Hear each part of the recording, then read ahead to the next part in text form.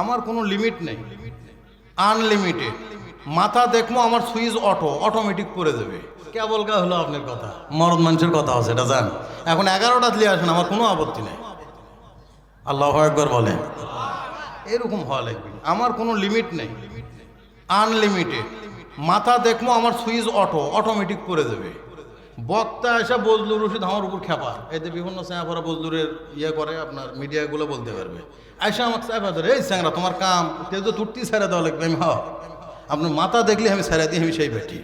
আমার কথা যেটি যে অবস্থা আছে অটো থামে দেবে, আর একটা কথা বের হবে না।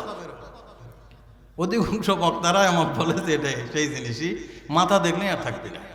তা আমার পরে যখন বক্তা ঢুকেছে, তার মানে কি বুঝবো যে ওনার সময় আছে, আমার প্রয়োজন শেষ, আমার বোকা লাভ আছে, বোঝেন নি বোধ হয়। তো তাহলে আমার টাইম দিছে কাজে 9:30 পর্যন্ত করবেন। তখন আমি চিন্তা করছি, আল্লাহর মধ্যে কুটি কি কই, একটা চিন্তার মধ্যে আমি পড়ে গেছিলাম। এখন উনি আসবেন, আমি ছেড়ে দেবো। আলহামদুলিল্লাহ, আল্লাহ পাক আমাদের আশাকে বসাকে কবুল করেন। সকলে বলে না আমিন, আরো জোরে বলে না আমিন।